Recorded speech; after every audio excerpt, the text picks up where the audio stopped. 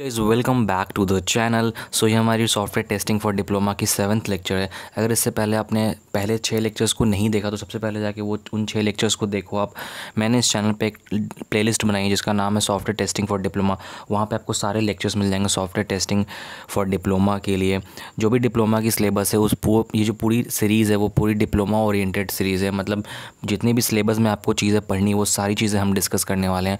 और end semester तक जितने भी इंपॉर्टेंट क्वेश्चन है, माइक्रो प्रोजेक्ट हैं, प्रीवियस ईयर सॉल्व पेपर है, वो सब हम इस चैनल पे आपको देंगे। तो अगर आपने चैनल को सब्सक्राइब नहीं किया, चैनल को सब्सक्राइब करो ताकि आपको सारे आने वाले कंटेंट्स मिलते रहा करें। लास्ट लेक्चर्स में हमने पढ़ा था वाइट बॉक्स टेस्टिंग। इस लेक्चर में हम पढ़ने वाले हैं ब्लैक बॉक्स टेस्टिंग और बाउंड्री वैल्यू एनालिसिस क्या होता है। ये दो टॉपिक है, बहुत ही ज़्यादा इंपॉर्टेंट टॉपिक है और अक्सर एग्जाम में ये क्वेश्चन ज़रूर आता है कि difference between white box testing and black box testing. तो चलो यार लेक्चर स्टार्ट करते हैं। तो सबसे पहले हम जानते हैं अपने लैंग्वेज में कि ब्लैक बॉक्स टेस्टिंग होता क्या है। तो यार ब्लैक बॉक्स टेस्टिंग एक टेस्टिंग की ऐसी टाइप है जहाँ पे हम उसके बिहेवियर्स को चेक करते हैं। इस वजह से हम इसको बोलते हैं बिहेवियरल टेस्टिंग। बिहेवियर चेक करने का इन द सेंस क्या होता है कि जो भी आपकी सॉफ्टवेयर, जो भी आपका प्रोडक्ट है वो कैसे काम करने वाला है, कैसे फंक्शन करने वाला है। वाइट बॉक्स टेस्टिंग में हमने उसके जो भी चीज़ों को देखा था, वहाँ पे हमने ये देखा था कि जो भी चीज़ हम वाइट बॉक्स टेस्टिंग में चेक करते हैं उसको हम लोग ग्लास बॉक्स टेस्टिंग भी हमने कहा था। वहाँ पे हम कोड को एग्जीक्यूट नहीं करते थे, बट यहाँ पे हम ब्लैक बॉक्स टेस्टिंग में जो मेन पार्ट्स है ब्लैक बॉक्स टेस्टिंग होता है unit testing, integration testing, acceptance testing. इसका मतलब यहाँ पे हम कोड को और फंक्शनलिटी को चेक करें। यूनिट टेस्टिंग जैसे कि हम सॉफ्टवेयर के हर एक यूनिट को चेक करते हैं। फंक्शनलिटी में एक्सेप्टेंस टेस्टिंग या फिर इंटीग्रेशन टेस्टिंग में हम सारे इंटीग्रेशन पार्ट को चेक करते हैं जहाँ पे हम एक यूनिट से दूसरे यूनिट में कनेक्शन किया। ये सारी चीज़ें हम ब्लैक बॉक्स टेस्टिंग में चेक करते हैं। इसके दो तरीके हैं, जो मेन दो तरीके आपको स्क्रीन पे दिख रहे हैं, सिंटेक्स ड्राइवन टेस्टिंग और दूसरा होता है इक्विवेलेंस पार्टीशनिंग।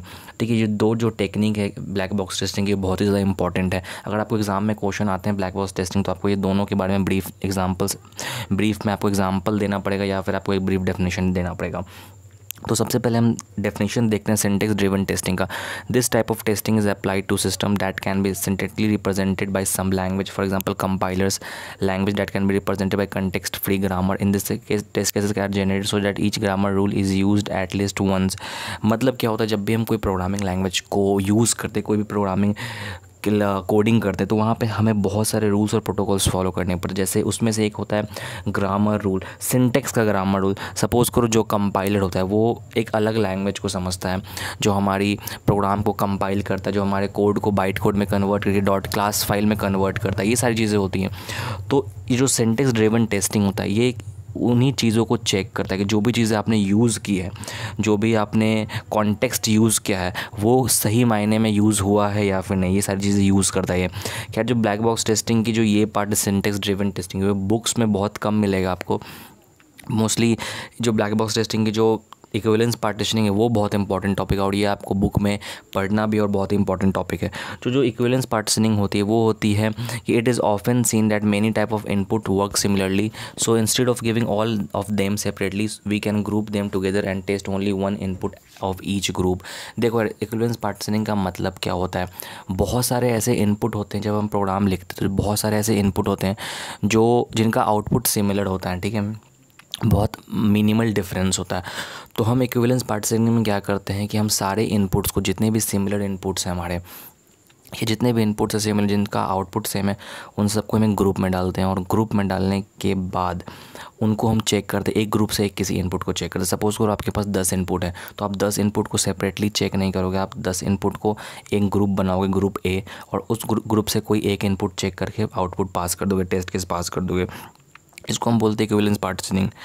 उसके बाद हम आते हैं ब्लैक बॉक्स टेस्टिंग टेक्निक्स पे। बहुत सारे टेक्निक्स है ब्लैक बॉक्स टेस्टिंग को फॉलो करने के लिए, बट जो दो सबसे ज़्यादा इंपॉर्टेंट है और दो जो हमारे सिलेबस में पढ़ना है वो है equivalence class and boundary value analysis. ये दो बहुत ही ज़्यादा इंपॉर्टेंट टॉपिक है आपके एग्ज़ाम के लिए, तो इसको अच्छे से समझना। इक्विवेलेंस पार्टीशनिंग टेस्टिंग क्या होता है, देखो सबसे पहले मैंने आपको भी जस्ट बताया इक्विवेलेंस पार्टीशनिंग क्या होता है कि हमें ग्रुप में, जैसे हम सपोज़ करो हमने 10 इनपुट लेना, तो 10 अगर सिमिलर इनपुट है तो हम क्या करते हैं उसको एक ग्रुप में फॉर्म करते हैं, उस ग्रुप से किसी एक इनपुट को चेक करते हैं। इक्विवेलेंस पार्टीशनिंग का यही काम होता है। जैसे कि आपको डायग्राम में नीचे दिख रहा है 3 कॉलम्स यहाँ पे बने हैं, इनवैलिड एज, वैलिड एज, फिर देन इनवैलिड एज। सबसे पहले इनवैलिड एज में क्या है, लेस देन इक्वल्स टू 17। अगर एज 17 से या फिर 17 से छोटा होगा या फिर इक्वल होगा तो वो इनवैलिड हो जाएगा। मतलब 1 से लेकर 17 तक का एक ग्रुप है, अगर 1 से 17 के बीच में अगर एज होगा तो इसको इनवैलिड बता देंगे।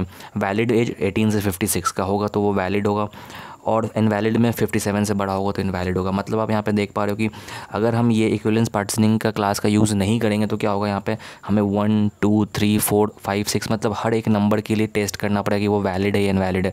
बट यहाँ पे हमने सिंपल लॉजिक लगाया कि 17 से लेस देन या इक्वल टू होगा तो वो इनवैलिड होगा। तो इस वजह से हम इक्विवेलेंस पार्टीशनिंग का यूज़ करते हैं। बहुत ही सिंपल कॉन्सेप्ट है, मुझे लगता है कि आपको बहुत अच्छे से समझ में आ गया होगा ये कॉन्सेप्ट।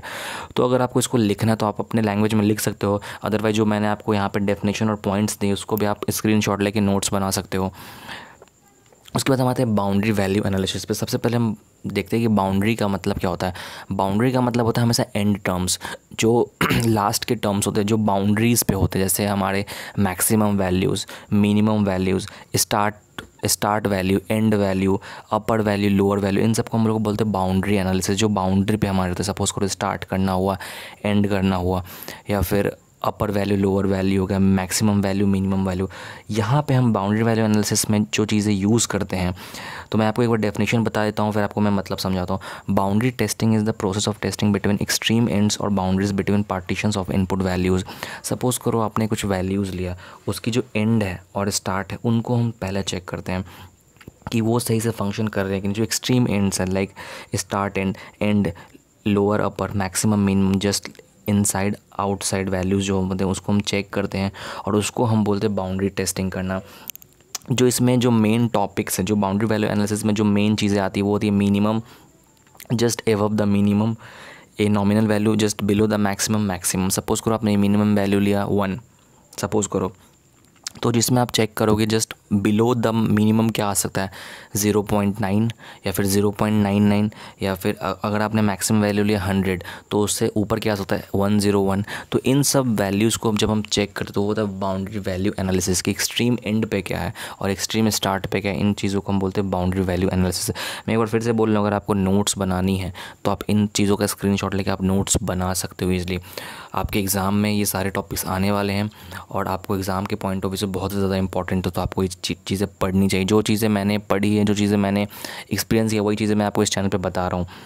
तो अगर आपको ये वीडियो पसंद आई हो तो वीडियो को लाइक करना, चैनल को सब्सक्राइब करना और अपने दोस्तों से शेयर ज़रूर करना। उसके बाद हम नेक्स्ट लेक्चर में हम इसके आगे के टॉपिक्स को पढ़ने वाले हैं, और इस प्लेलिस्ट को आप फॉलो करो। अगर आपने पहले के लेक्चर्स को नहीं देखा तो सबसे पहले जाके वो देखो, और ये प्लेलिस्ट को फॉलो करो। इस प्लेलिस्ट में मैं लेक्चर्स को ऐड करते जाऊँगा और कोशिश करूँगा कि जल्द से जल्द आपकी सारे लेक्चर्स कंप्लीट हो जाएं कॉलेज खुलने से पहले, ताकि अब जब आप कॉलेज में जाके पढ़ो फिर से तो आपको आपकी जो कॉन्सेप्ट है वो और ज़्यादा क्लियर हो जाए और आप अच्छे एग्जाम में स्कोर कर पाओ। Thank you so much for watching this video. Have a good day.